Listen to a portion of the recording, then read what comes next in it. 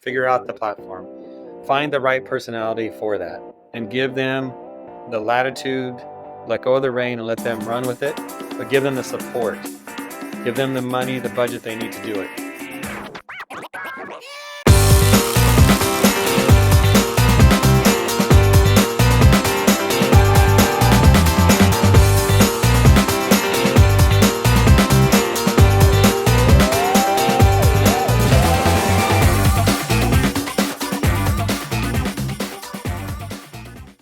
Hi, I'm Ed Marsh, host of the Industrial Growth Institute podcast. Each episode of this podcast gives me a chance to talk with an expert who I find has really cracked the code of some aspect of complex sales, digital marketing, and revenue growth. And today is no exception. Today, I'm so excited to talk with Jeff Cross. Jeff is the media director of ISSA, the Industrial Cleaning Trade Association, with flagship media brands that include print publications CleanFacts, Cleaning and Maintenance Management, and ISSA Today. Those are the magazines, and then all of the related digital publications and multimedia products that go with those. He's the host of several video broadcast programs, including Straight Talk and Take 5 with Clean Facts. He's the previous owner of a successful cleaning and restoration firm, and he also works as a trainer and consultant for business owners, managers, frontline technicians, and he's an IICRC approved instructor. So he's owned a business. He's walked the talk. He knows what he's talking about. And he's going to have great insights for us around content, because I've come to know Jeff really as a content creation machine. So welcome, Jeff, and thank you so much for joining me today. Thank you, Ed. Pleasure to be here. So let's start with, I'm going to screw this up. You're joining me today from Pataskala or Pascagoula, Ohio. Go back to the first one. Pataskala. That's it. All right. So now I sound like a native. Orient us. Tell us, where is that? So Pataskala is on the, you could say, the east side of Columbus. Okay. So about 15 miles, 18 miles from downtown. Yep. And so when people ask me where I'm from, I say Columbus. It's just a little bit easier. Yeah. Pataskala, I think it's got some Indian heritage to it, but Columbus, Ohio, million people. That's basically where I'm from. And you from there originally? No, I've been here since about 2008. Lived all over the country, born in California. I've lived in Arkansas, Wyoming, New York, Wow. down to Mexico for a while, and then back to Ohio. So this is our second time in Ohio. Raised our kids here. All of our family's kind of close by. So this is home. That's interesting. So you've been a bit of a nomad in where you've lived, and I know your career that I'm going to ask you about next has kind of taken a journey that's been similar to that. So back up and Okay. tell us about your career and how you got started in this journey that you've taken. So you want the long version? Yeah, absolutely. Give us all the details. It's going to help us understand the rest of the story. Okay.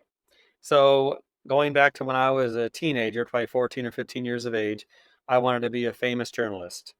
I'd read all of the President's Men, the Woodward and Bernstein story about the Watergate scandal, and it inspired me.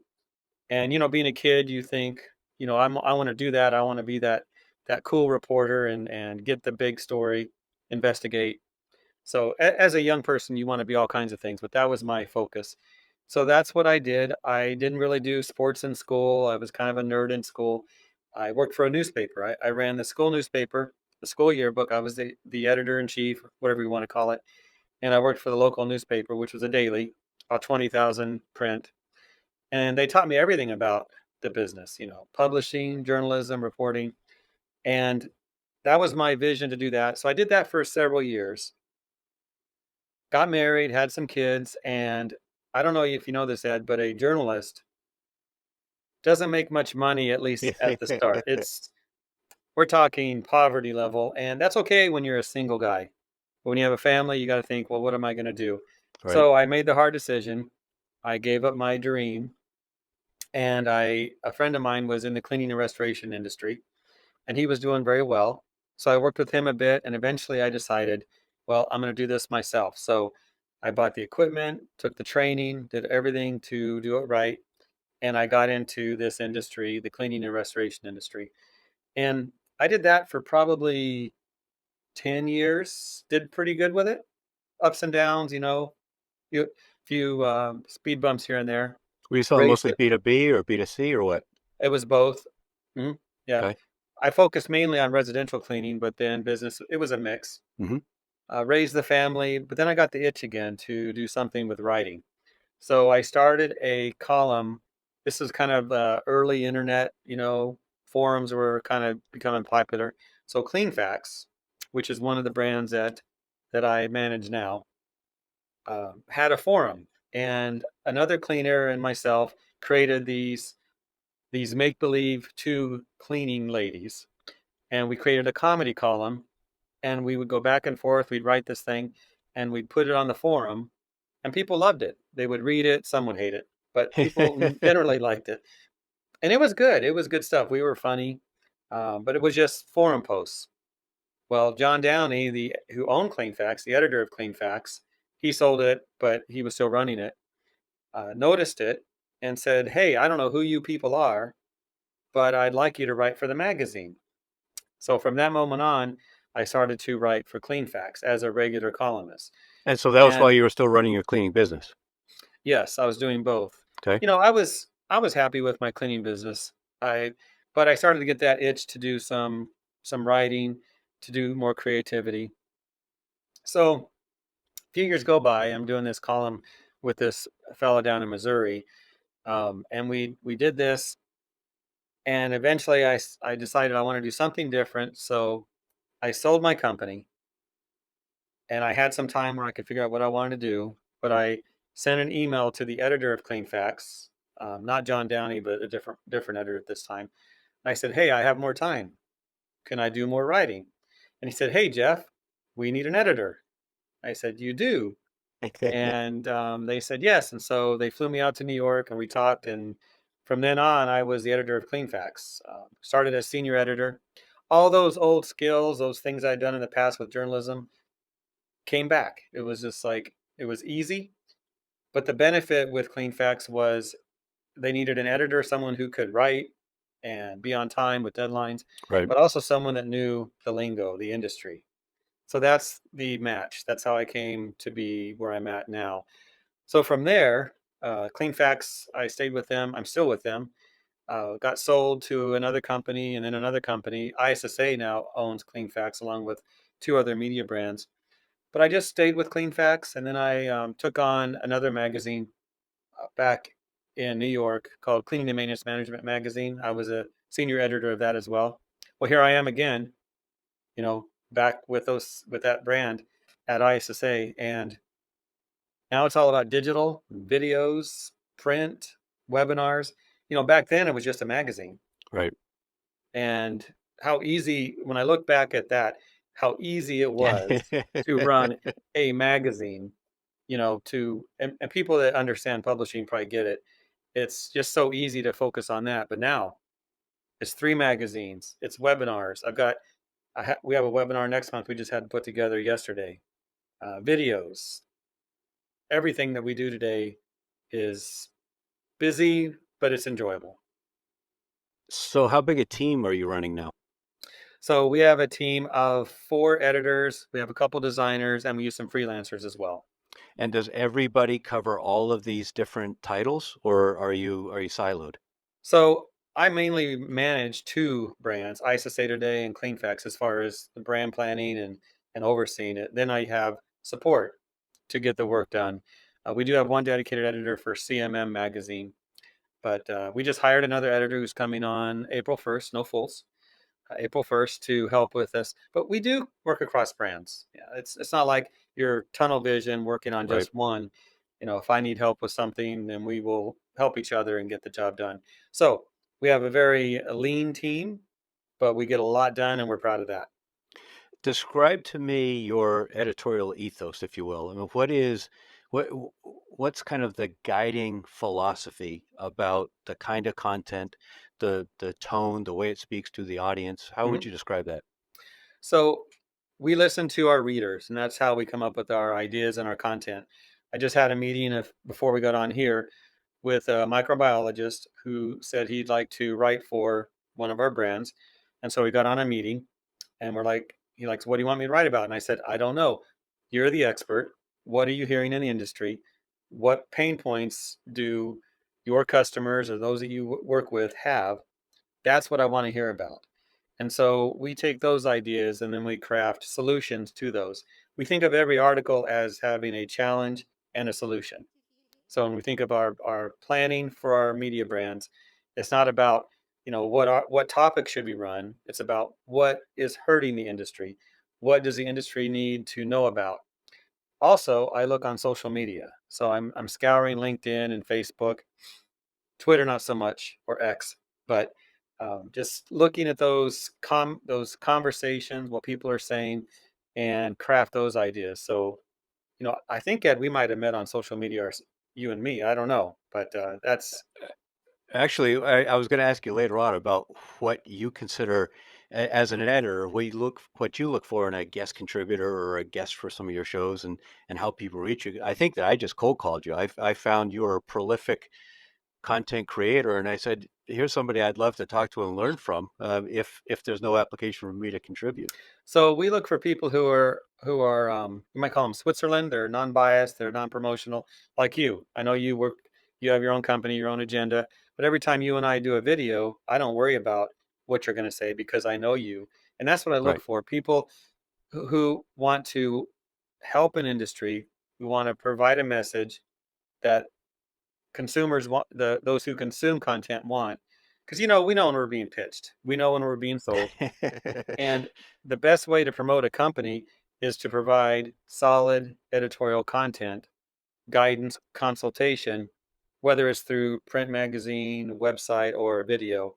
So we look for experts. We look for those that really want to help, who can also communicate, and obviously meeting a deadline is a good idea too.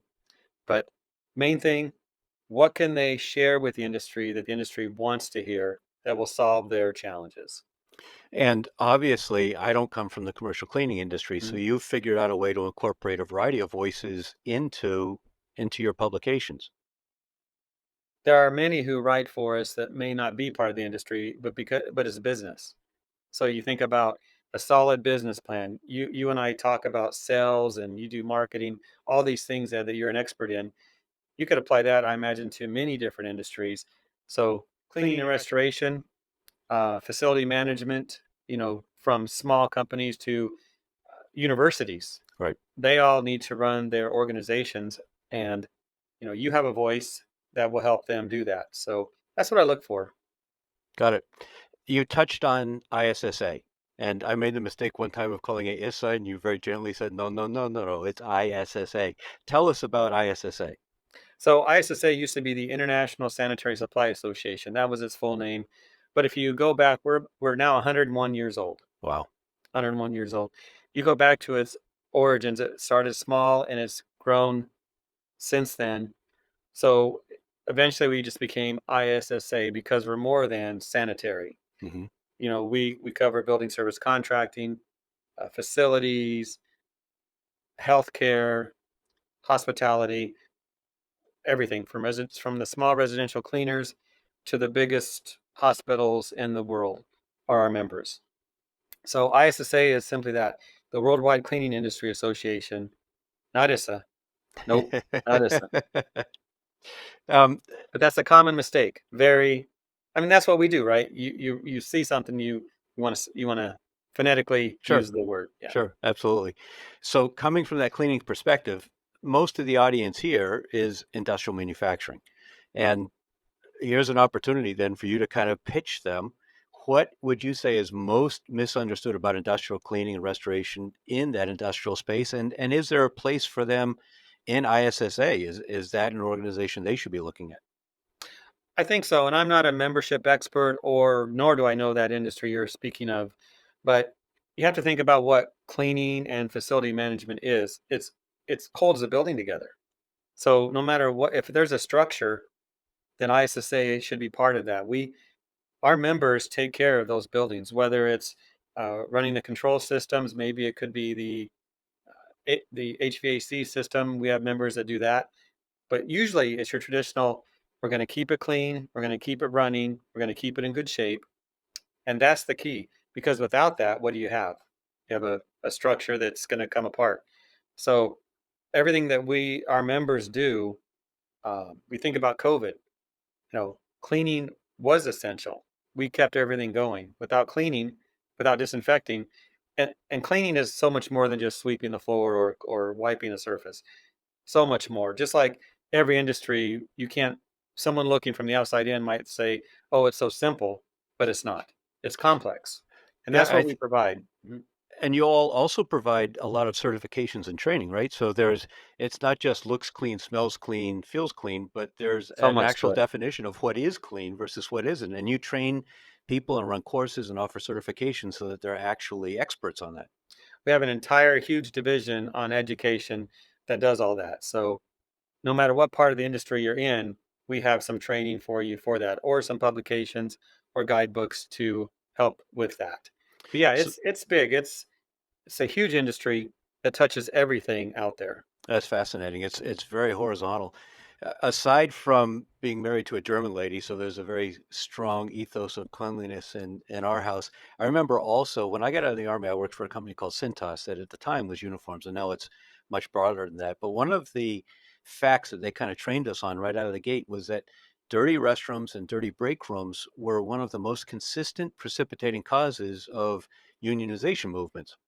I don't know if that's still the case. The world has changed a lot, but It has. that struck me as quite a bit that it's not just, being neat and tidy and proper, but it's got a big impact on morale and on operations and everything else. Absolutely. And Cintas is one of our member companies, important member as well. But yeah, it's a clean place, a clean home, a clean office, a clean factory is so much better for the morale Right. than the opposite. And that's what we look at first, right? When you go into a building, you walk in, you look at the floor, you go into the bathroom. Unfortunately, so many times we're like, "Ooh, Right. don't want to touch that." Or But even before you get inside, is there trash on the ground in the parking lot? I mhm, mean, it just forms such an impression for it sure. does. First Now, impressions.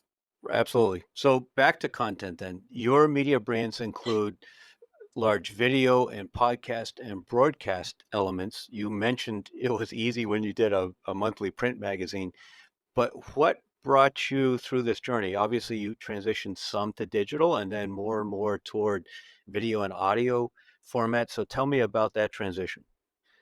So going back to my beginning with Clean Facts, 2003.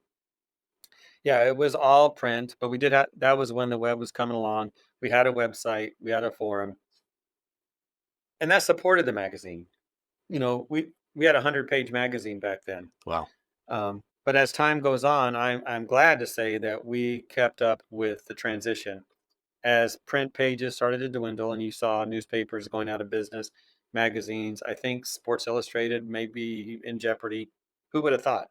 Exactly. Brands like that. Right. So as print started to go aside or go down, and not because of lack of interest in the brand, it's the reader habit. Hmm. So as readers wanted more information from their phone, from their iPad, their computer, we moved with it. So we know what our readers want. We can track who's doing what, and on the website we can see who's using their computer, who's looking on their phone, and all that. So we just transitioned as things went. So now we are pretty even when it comes to digital and print publishing. In fact, I know we do more digital publishing than print, but print is still in demand. It's interesting that our core audience still wants print. It's in demand. They're healthy, but huge audience wants digital. So our video programs, our webinars, those are all very popular. And that's an audience that 20 years ago, they were just reading a magazine. Right. Or maybe it's on a VHS cassette with some information on Yeah, I used to use those. it. So as you've made this transition, print to digital, and not a swap. You're very clear that you're running them in parallel. But Yeah, then we the have our digital. three magazines. Well, and I'm sure we both go into companies frequently where we see in the lobby on that table between a couple chairs or on the corner of the desk in the president's office, there's a stack of magazines. People like having that print content. Yeah, and I remember going to the doctor and I would read Reader's Digest. I loved it. I think it's gone, or maybe it's digital or small. I don't know, Right, right. but that's what happens. So you this transition print, digital, and then more audio and video content has obviously been in response to the new tools that made it available and the audience demand. What lessons have you learned along the way? How would you have done it differently if somebody's just starting to make the transition to digital and audio and video? What would you recommend? Good question. Um, so I've always done video, going back 15 years probably. I would take my camera to a trade show and I'd record interviews. I'd find someone like you, put the camera up and we'd do a video. But it was very sporadic. We'd Hmm. do a couple at a trade show, go home, edit them, and then publish them. But now it was really March of 2020 when COVID hit that I focused on video. We're at home, people want content, and there's a Zoom platform now that we're learning. And so it was a focus I had at that point. And I started my first videos, Ed, so bad, so bad. I'm embarrassed to watch them, but it was a start. Yeah, but you started. That's the It point. was a start. So from then on, I just started to do more and more, and I don't think I'm good at it, but I enjoy it, and we get a lot of views of our videos, so that's important. But your question is, what would I tell someone starting? There is so much out there. Everyone has a podcast, everyone has a video program. I would say focus on a specialty, focus on an angle that you're really good at, that you can promote, and you're going to have a smaller audience, but it'll grow from there. Just to create a podcast or a video program and just to put it out there, you're competing against a lot of people. Right. You know, I'm fortunate. I have the power of ISSA behind me. So when I do a video, we have a big audience to watch it, and so our views are significant for all of our brands. I've got an advantage with that. But if I were to start over, I would focus on some specialty, something that's very interesting, and I would not do too much. I would take it slow, do it right, do it good, maybe get some training, um, be guests on other people's programs as well to learn. Hmm. But I tell you, Ed, with all the noise out there, it's tough to start. But I think you're also selling yourself short, Jeff, because not only do you have the power of ISSA behind you, but you've got another secret weapon. And that secret weapon is that you don't spend your time talking about ISSA. You spend your time talking about the issues that Hmm. matter to your audience. And that feels to me like the biggest impediment in the industrial manufacturing space because people are accustomed to talking about the machines they build, the products they make, that kind of thing. And nobody wants to listen to that. They want Hmm. to listen to solutions to the problems that they have. Yeah, so true. We do promote ISSA. We do have our promotions, we have our marketing team, and here's the thing, Ed, and you know this. Every time I do something like we're doing here today, um, I'm recognized as ISSA. That's the value. So when when you do a video and you talk about a topic, maybe I did one yesterday on standard operating procedures with a consultant. Well, you know, the value is people need that content. They need to know what to do with that information Right. and who's bringing it to you. And that's really a business building principle. Right. Anyone in business that can be a consultant is going to reap the rewards of that. I And think that's the key. and there's no reason a brand can't do that same thing. It doesn't have to be an No. individual or person. Now, you must have a really good workflow for what I call multi-purposing content, where you've got something in video and then you've got it in print. You may use different terms. How do you describe that, and what's your workflow like to extract all of these different atoms, if you will, from one piece of content that you create? Mhm. So it used to be you would have a piece of content and it was just that. It was that piece. Now what we do, just for example, we do a recording, you and me, Ed. I record you. We had talk about something, and you're very good at what you do. I'll take that piece of content and I'll put it into an article on the website. And I believe I've taken one of those and I've created a print article out of it as well. And then there's some social media posts you can do with it.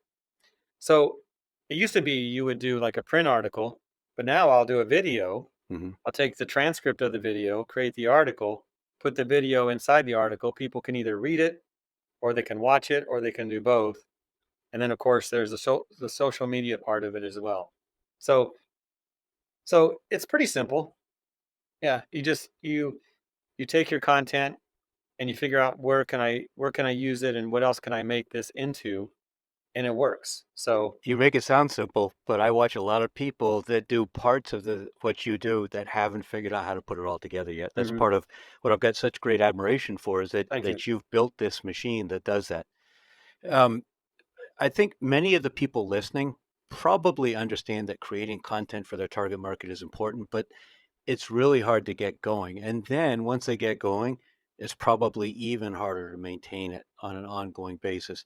You've touched on kind of some of the background that led you into this, but for somebody who wasn't trained as a journalist and doesn't have that pumping through their blood every day, what advice would you have about how to start and then particularly how to maintain an effort? So, it's about personality. Um, if you have an interest in something, if you wanna do something, it doesn't matter if you have the training. What matters is what do you wanna do? You know, do you wanna promote a company or a brand or create something that's, a media brand or a media product? Just do it. Just have the passion for it Well, and have the right motive. let me interrupt you, and I apologize, I haven't asked you the question, but let's say it differently. Should somebody want to create a publishing brand, let's say they're a middle market industrial manufacturer, they build machines, and the idea of running a publishing operation probably is anathema. So tell me first, should they want to run a publishing operation, and then answer the rest of the question. Okay. So they should want to do content marketing. I'll say that. Okay. They should that should be their focus. And I don't know that industry. I don't know what, who they're going to talk to, but content marketing is the best way to brand, to promote your brand, to provide solutions to pain points. So if you know your industry, you know what the pain points are. What can you put together to help with that? Now, your question about a publishing company or organization, that's a challenge, and that's tough because if you're going to succeed in publishing, you're going to have to sell advertising or sell subscriptions. Now, if you're a manufacturer and you're going to publish something, you probably have the money behind it to just do it. Now Yeah, we're talking it's about, called your marketing budget. yeah, it's your marketing. That's what you're talking about. But the marketing should be content marketing. You have your traditional, we're the best and this is why you should use us, blah blah blah. But what are the big challenges? If you know your industry, you can probably on a board write all the different things that are going on that are problems. And then you think, well, what can we do to solve those? Well, let's create a podcast program or a video program. And we'll take each problem and we'll pose it and we'll get someone to answer and solve that, but not sell a product. All right, so this is a really interesting point because let's explore this from your perspective at ISSA. ISSA's job is to promote cleanliness and health and all that, and Mhm. to promote membership within the organization. But you've got content in your print and digital and video properties that talk about all kinds of things beyond that. When I come and chat with you, we're talking about sales, we're talking about marketing. Often, an industrial manufacturer hesitates at that point where they say, no, no, no, we don't know about that stuff. That's not our expertise. We know this machine, we know how to make it, we know how to install it, we know how to tweak it and fine tune it and all of that, but we don't know anything outside of that. So give us some advice from your perspective on how you can publish content that's important to your audience, but not your core expertise. So a journalist's job is to do what, Ed? I would say, well, you're going to embarrass me. You know the answer, I'm guessing, but I would say it's probably to research, to interview, to codify ideas into some sort of an article. Yeah, exactly. And if you want to make it simpler, it's just to ask questions. Okay. So it's a So salesperson. so think of Larry King as the famous TV interviewer. He just asked questions. He would listen to people and he would ask questions. I would say that if so, let's say I own a industrial manufacturing plant and I've got some money for this. Hire someone who could be a host of a program if that's what you want to do. Hire someone to be a face of voice who's interested in what's going to happen. Because if you're interested in a topic, you're going to ask questions and you're going to draw out that information. So I'm confident that I could probably get into your world and work for a manufacturing company and I could probably create a product and I would create a network. I would ask you, Ed, who knows about this? Who can I get on my program? And I would get them on the program and I would ask questions because I am ignorant, right? Not dumb, ignorant. I Right. don't know. Right. So, and when you don't know something, you can draw that out. And if you ask a dumb question and you get called out on it, oh well, that's okay. All right. But So kind of the core of what you're proposing is that if you solicit outside expertise, opinions, interviews, whatever, and you present it as outside expertise and do a good job putting it into a format that answers the audience's question, then they're not going to say, "Wait a minute, that's not what you do." They're going to say, "Wait a minute, that's helpful. That helps me understand." So if I work with these companies that build machines that go into food factories, in a food factory, they're worried about cleaning. They're worried about payroll management. They're worried about track and trace. They're worried about all kinds of stuff that my clients don't know about. But my clients could certainly attract industry experts, tap their expertise, have them as guest authors, interview them, and codify that into an article.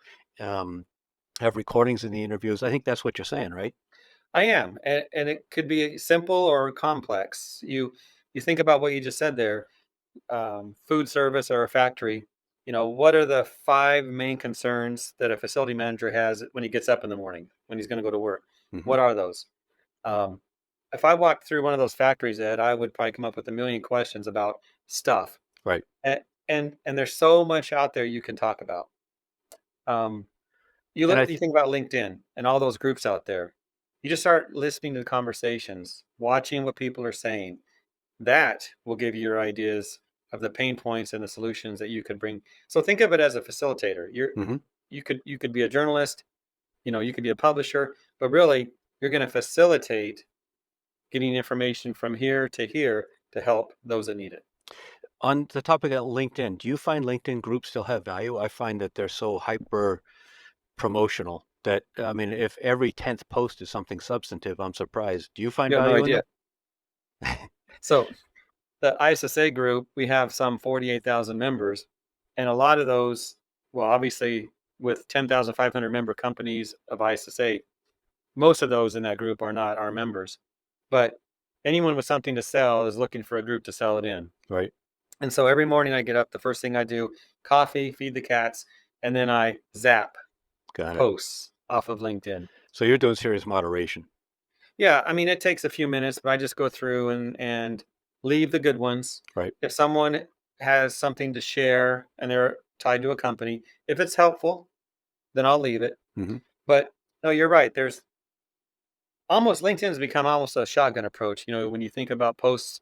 So whenever you and I do a video, I'll put the video out there. I'll tag you. Um, you're looking to get a qualified audience to watch that. So Right. maybe 1,000 people see it, but 50 are the important people you want to see it. You Right. know, that's a win. That's a win. Yeah, I think incremental wins. People think of this silver bullet, or Hmm. every once in a while, I hear a video marketing person talk about how somebody came to them and said, "I need you to create me a viral video." Well, it just doesn't work that way. But if you get consistently, I mean, it could be five good listeners or readers, maybe what you need. Exactly. So you obviously have a lot of folks bring ideas to you, and you've cultivated that kind of that cadre of contributors that you rely on. But you must also go certain places yourself. You must have YouTube channels you go to, or blogs you read, or podcasts you listen to find information about your craft, this content creation craft. What do you find valuable? So for my trade as a journalist, Hmm. okay. So every morning I try to go out and I go around the neighborhood. I listen to podcasts and I listen to um, could be talk shows, could be traditional podcasts, but I'm always listening for an angle, something I can learn, an interview style. You know, I pay attention to that. I think about what do the audiences like? What are they resonating with? And the thing is, we're all consumers, right? I don't care if you're a entrepreneur, you're a high level executive, you're still a consumer. You're a person that gets up every morning, has coffee, and goes about your business. Right. So look at it that way. So I listen and I watch and I see things happening on social media. I see others that do things much better than I do. I think instead of um, disliking that or feeling, threatened by it, I learn from it. Hmm. What they're doing, I could hone my skill and do better with what I do. So basically, that's it. You just look at what's going on around you, learn, become better every day. And like I said, those first videos I did were so bad, but the videos I'm doing right now, in 5 years, I'll look back and probably say they were so bad. It's a Yeah, process. if you're not It's a looking process, back in a year and saying, "Geez, I'm kind of embarrassed by it," then you're not growing fast enough. right? That's for sure. So, all right, here's a it's not a pet peeve. That's not the right word, but a very particular question I like to ask people if they listen to podcasts. What speed do you listen at? What speed? Yes, Just the normal speed. do you? I think I've heard if you speed it up a bit. Go ahead. No, I'm just fascinated because I listen typically at about 1.5, and it drives Okay, people around me absolutely nuts. And they say, "How can you concentrate?" I'm like, "How can you sit there and listen? I mean, I can understand everything they're saying, and I can get so much more information by that's listening interesting. quickly." Huh. Okay, I've heard that. I don't know if I've heard that from you, but I've heard that concept before. But I've never tried it, so I can't say. No, I just turn it on and listen to it. Regular speed, Ed. Yeah, I do it with YouTube too. I love the Huh. faster speed. Um, Okay. I was listening. I'll tell you one a funny story. I do it with audiobooks as well, and so I got an audiobook of I think it was the Iliad or something like that, and didn't realize I hadn't changed the speed. And so a poem at 1.5 speed doesn't quite work the way it would Mm, at normal speed. the So cadence is off. exactly. So it doesn't work Okay. all the time. All right. From the ISSA perspective, I know you said you're not in management or not in membership rather, but thinking about industrial organizations and how they can optimize their relationship and engagement with industry trade associations, what advice would you have in that regard? To engage with them, there's events, there's opportunities at trade shows, there's opportunities to network. Without knowing exactly how industrial operations work, it's kind of a tough question. But um, But as a leader in a B2B trade association that runs a big trade show and a number of other events, mhm, um, let me say it differently. It's easy for companies to sign up and have a membership and just kind of observe. And on the other hand, end of the spectrum are a few companies and a few people who are always joining the boards of the trade associations and mhm. really deeply and consistently and integrally involved in them. But there's a big space in the middle. And so for a company that says, "Hey, we don't have a ton of time to put into it, but we want to support our industry and we want to get the maximum value from this association membership." Any tips in that way? So with ISSA, we have many divisions and departments. We have charities, which supports. We have scholarships.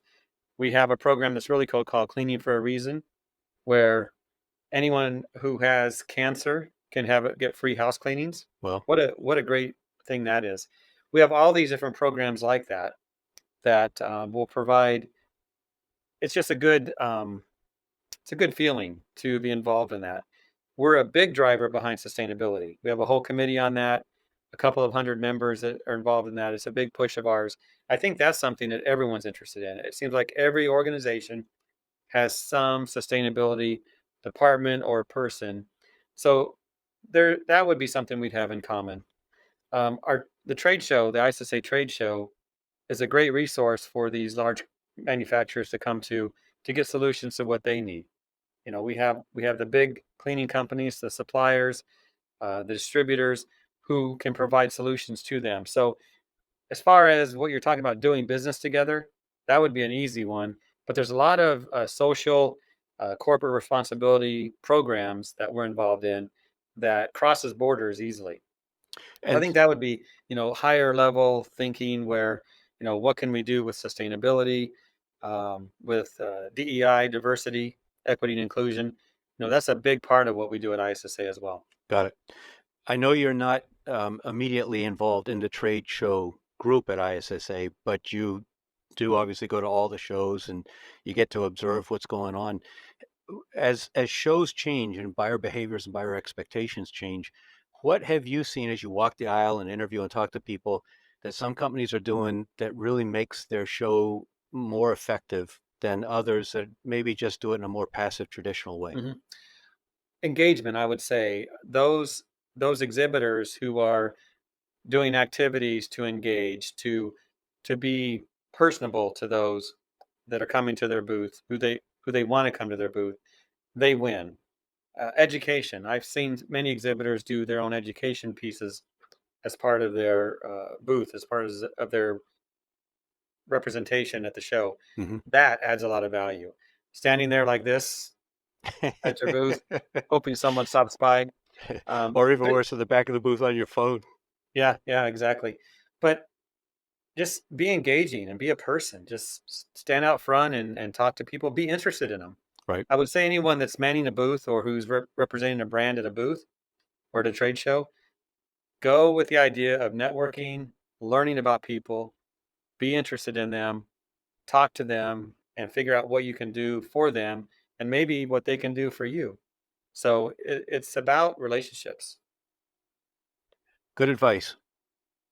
Thinking now about your recommendation that a company that kind of wants to start in content marketing might Mhm. go and hire a journalist. Do you have any rule of thumb based on the current market of what sort of an expenditure or investment that represents? I really don't. If you're going to hire someone, whatever the prevailing wage is, but you can hire a company to do this for you. Hmm. I would say if you find the right fit, the right personality, that's going to be an employee, right? It's going to be someone who's you're going to onboard, pay them well, but you need that personality. That's the key. Right. It, but as far as the expense, it's hard to tell. It's like what would that cost a company? Um, be real tough to come up with that number, but it won't be low.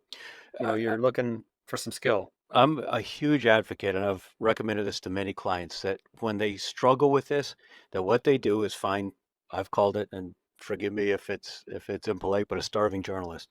Somebody who had that idealism, decided they were going to work for that local paper, realized that they couldn't pay the bills, particularly as rent and groceries and everything are so expensive, and needs to kind of sell out to the man. They need to find a commercial outlet for that creativity. And I think it's a great opportunity for them to build a relationship if there's a good cultural fit with the company.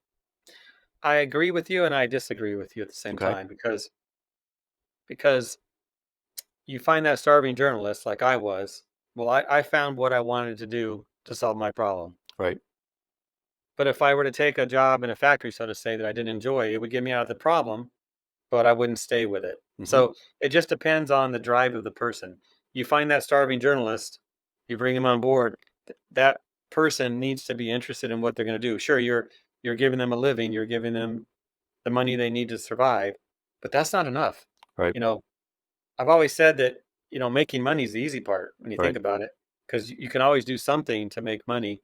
Might be less than what you want, but you know, you can always figure it out. Sure. It's finding what you want to do that you love that will also provide you with the financial drive that you need as well. So Right. I think you're right and you're wrong at the same time.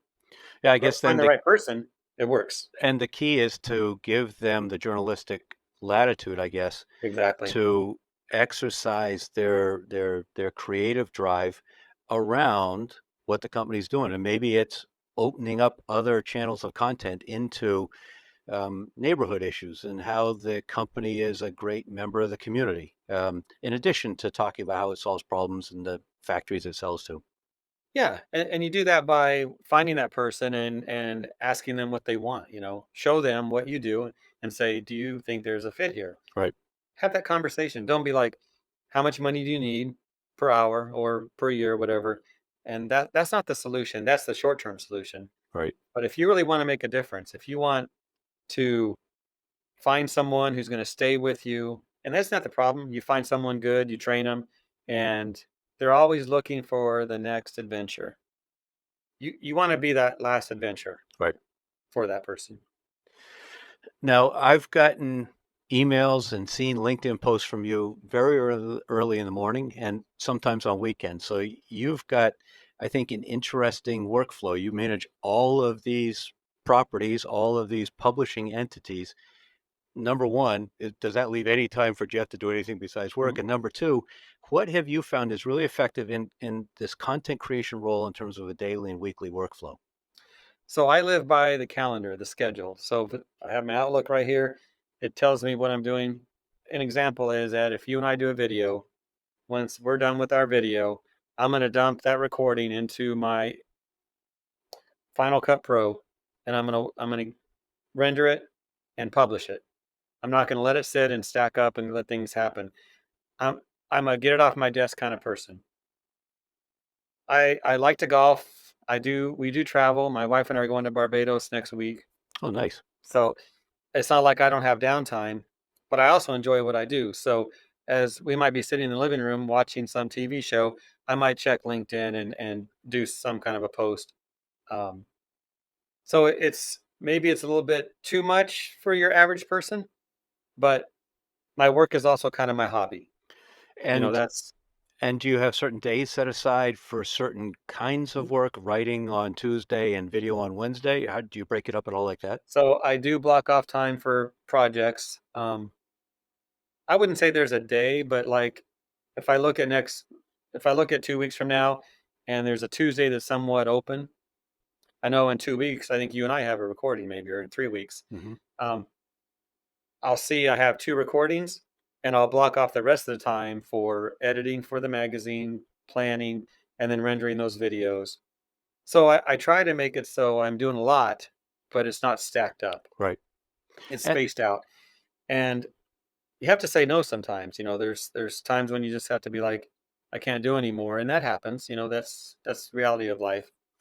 But we're producing a lot, and it's pretty good stuff. People are watching. I get a lot of comments. I walk a trade show. People come up and they say how much they like what we're doing.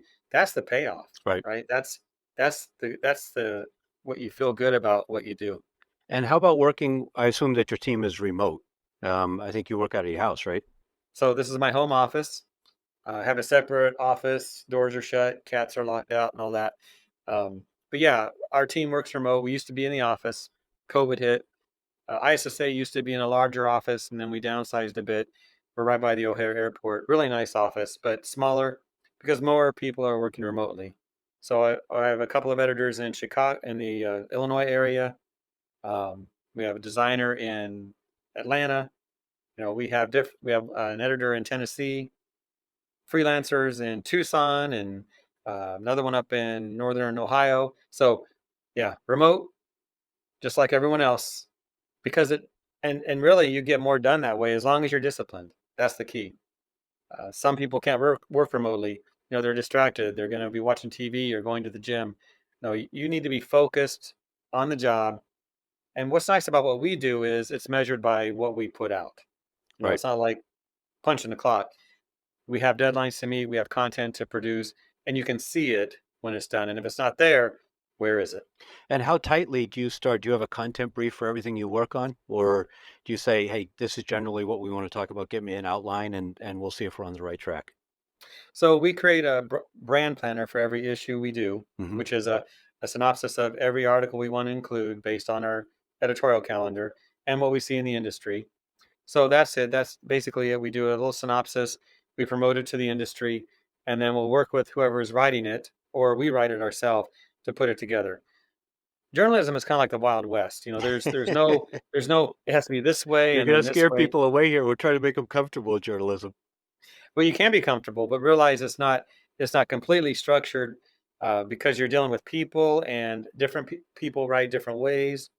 You have deadlines to deal with and all that. So, um, kind of forget your question, but it's a process. You have a schedule. And I like to think one of our editors years ago said, "Deadlines are our friend."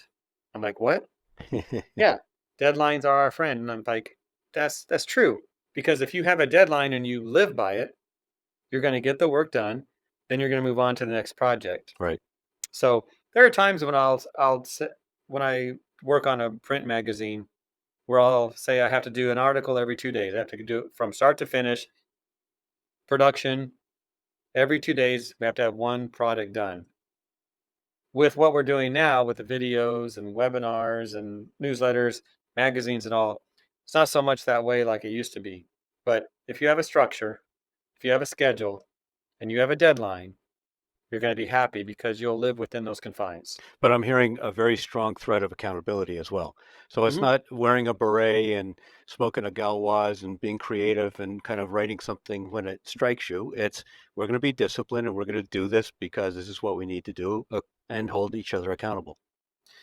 So my entire journalism career has been all about that. Back when I worked for the newspaper, every day, I'm trying to think, it was a morning newspaper, so it had to go to print like at midnight. We printed right there. We had our own printing press and all that. Huge operation in the back of the building. But every day you had to have it done. Hmm. So I remember Sunday editions. We had a big Sunday sports section. I worked on that. By midnight Saturday, you had to have all your high school scores. You had to have all this stuff together.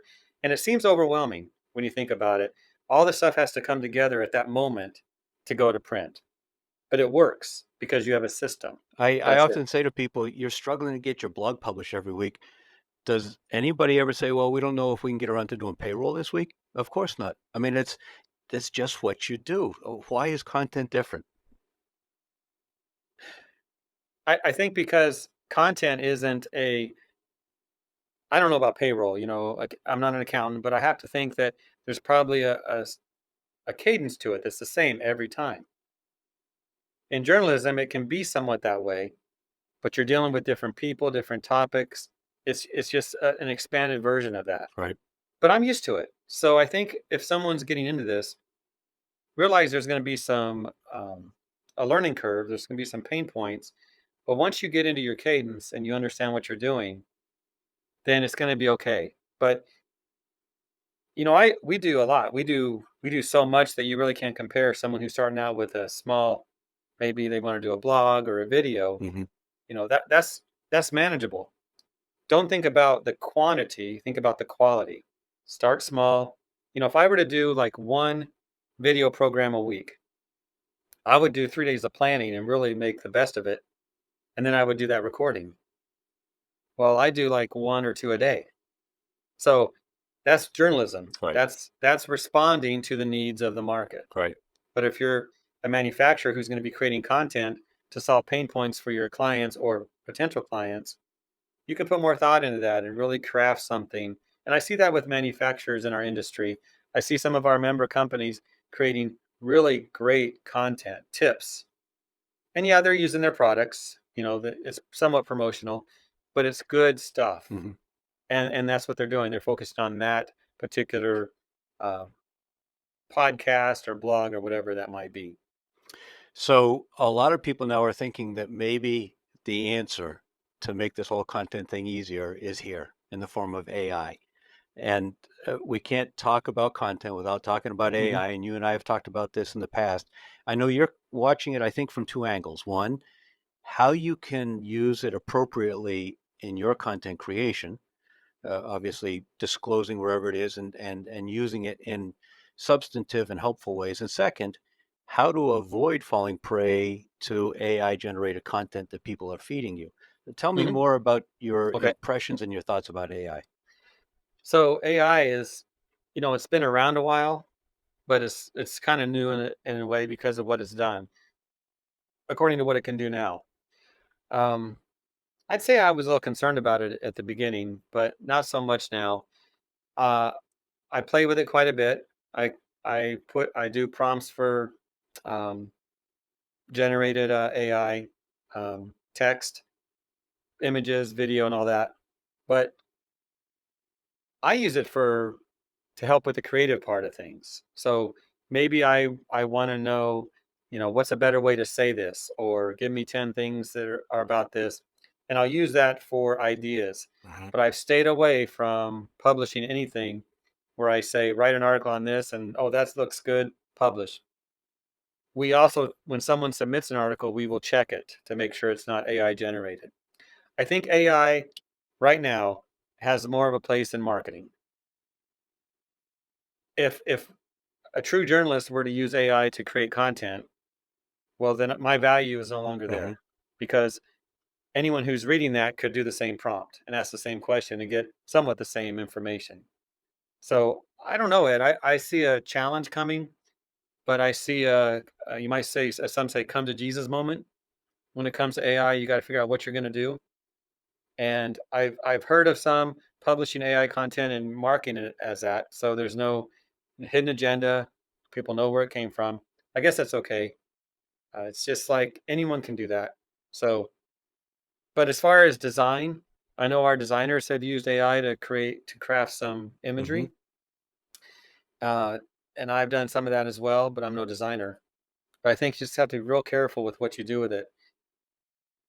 AI generated animation, you look on social media and you see these people or these things happening. Those could be AI generated. I think there's going to be a big amount of pessimism coming from content consumers when it comes to AI. There's going to have to be a way where people know it's authentic. Right. Yeah, and I think that's the key. I think if I was a journalist getting into this now, I'd be more comfortable with this format than just the written word. Like Right. if AI was around when I started and it was all about print, I'd probably be concerned as a journalist about Sure. that. Sure.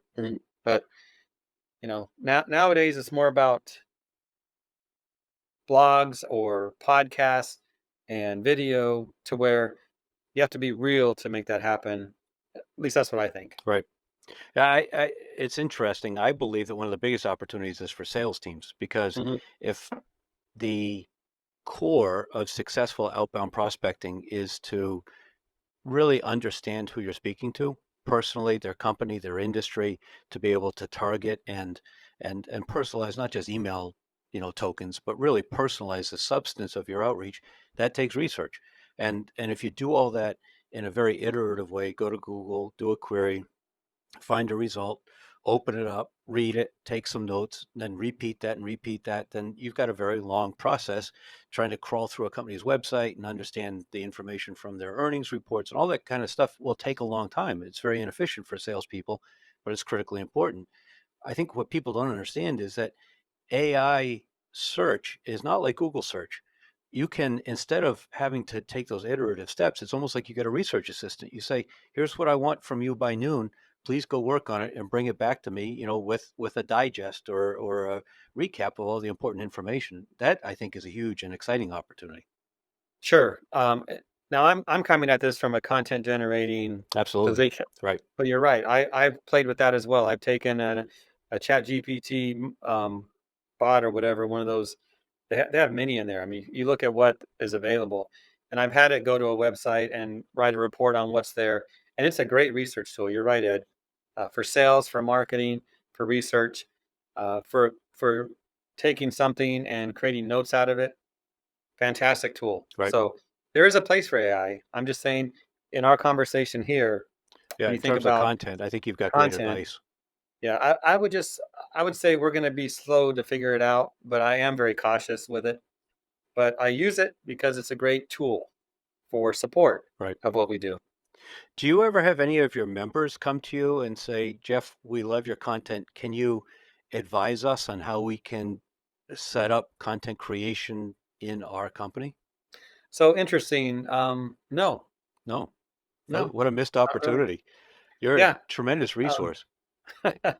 no, it's. I can't think of that as a conversation. Now I have talked to people about what they do, and we've shared ideas back and forth. So I think there's been some of that, Hmm. but no one has come to me and asked about setting something up from scratch or like you're talking about there. Yeah. Well, To be may, honest, could be yeah, something to add to the training programs and certifications that you all offer. yeah. Many of our members already do some kind of content publishing. I mean, that's a smart way of marketing. Right. So they do that as well. So I see a lot of good out there with what they're doing. All right. Kind of zooming out a little bit, looking at the business world right now. What makes you most nervous and what has you most excited? I would say the most nervous would be consolidation in our industry, and it's probably across the board with other industries. So many companies, and it's not a bad thing. It's business, right? They're merging. One company buys another company. It just means a smaller playing field for us to work with when it comes to content. Um, Most exciting part, I would say, is just what we're doing now with all the videos and the people watching and the engagement. I love engagement. That's it's really cool to see that happen. So it's exciting. It's what we're doing is exciting.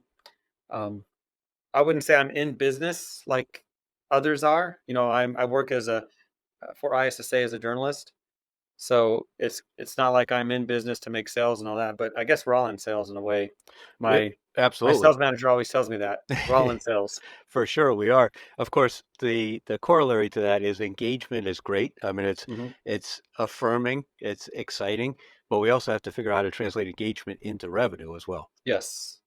Yeah. And that's the conversation we have all the time because at ISSA, we have different departments and divisions, but with the media team, we have a sales team that works with what we create. So it's a constant conversation because people are watching.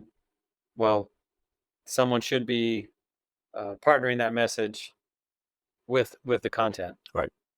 So it's a conversation.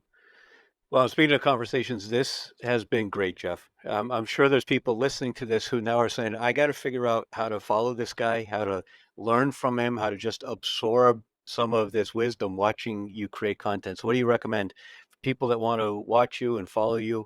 How do they do so? How do they connect with you? Where do they find you? Easiest way to see everything that we do at ISSA is go to issa.com/media. That's the portal to all of our brands, everything that we do. So that's you start there, you can get to our videos, our webcasts, our magazines, and all that. ISSA.com/media. How about LinkedIn? Are you open to connections there? Sure. Yep. Okay. All right. LinkedIn, Jeff Cross. Yep. It's me and a football player with the same name. I'll drop a link to your profile in the show notes. Yeah, it's great to meet people and network with them, and I'm here to help. Anyone has questions, reach out. Like everyone else, get a lot of spam here and there, but if someone wants to reach out, be specific about what you're looking for, and happy to help anyone who wants it.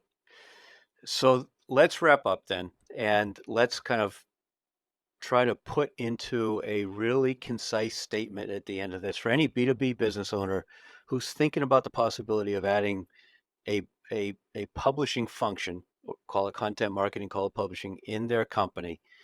What meta level advice do you have for them about when and how and why to do that? Okay. I would think about the platform you want to create. Is it a podcast? Is it a video? Like with us, we do video, which becomes a podcast as well. Figure out the platform you want to do. Or is it a newsletter? Is it something printed? Figure out the platform. Find the right personality for that. Find the right person who wants to do it that's engaging and interesting and funny. People want funny, right? They want to have a good time. Find the right personality, the right person, and give them the latitude, let go of the rein and let them run with it, but give them the support. Give them the money, the budget they need to do it. So, like I said before, if I came on with any organization and I had the latitude to do it, I would figure it out. You need to find a person that will do that. Right.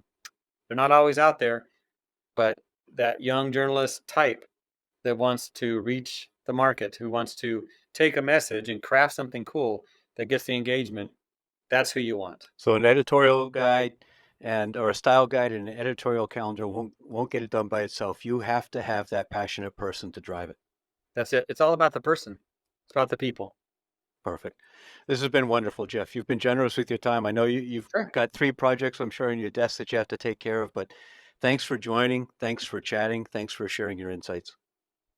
Pleasure, Ed. I'll see you on the next recording. All right, sounds good. I'll look forward to it. And please, everyone who's listening, don't forget to, you know the drill, like it, share it, hit the button, comment, and certainly subscribe. Look forward to having you back for future episodes.